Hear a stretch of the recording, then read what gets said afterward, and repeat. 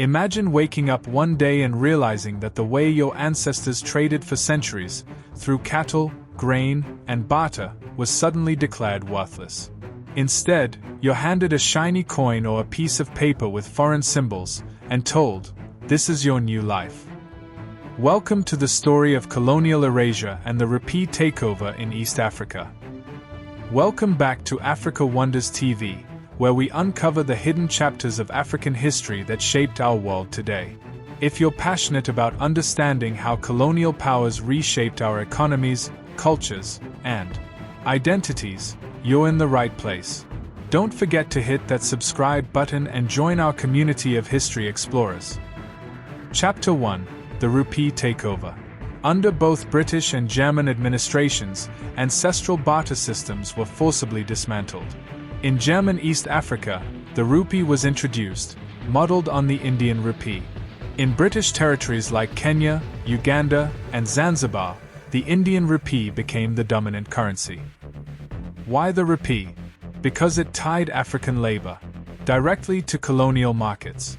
Workers building the Kenya-Uganda Railway, for example, were paid in rupees, forcing them to abandon traditional exchange systems. This wasn't just about money, it was about control. By erasing barter, colonial powers ensured that African economies were dependent on imperial currency and global silver markets. Chapter 2: Birth of the East African Currency Board. In 1920, the East African Currency Board was established. Its mission? To tether East African economies firmly to the British pound. The transition was chaotic. First the Indian rupee, then the East African rupee, then the short-lived florin, and finally the East African shilling. By pegging local currencies to sterling, the board ensured London's financial dominance.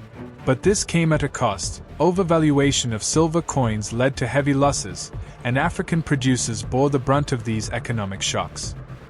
The EACB wasn't just a financial institution, it was a colonial instrument of dependency. Chapter 3: Merchant Resistance. Yet, resistance simmered beneath the surface. Local merchants, both African and Indian, often continued valuing goods in traditional measures, cattle, grain, or local weights, even when transactions had to be settled in rupees or shillings. This subtle defiance preserved cultural autonomy. It allowed communities to negotiate exchange rates informally, undermining colonial attempts at total control.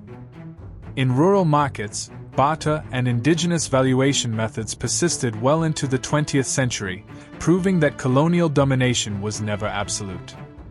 So, the story of the Rupee takeover and the East African Currency Board is not just about coins and paper, it's about power, erasure, and resistance. Colonial administrations tried to erase centuries of African economic traditions, but local merchants and communities found ways to adapt, resist, and preserve their heritage. If you found this story eye-opening, make sure to subscribe to Africa Wonders TV for more deep dives into Africa's untold history. Hit the like button, share this video with friends, and let's keep uncovering the wonders of Africa together.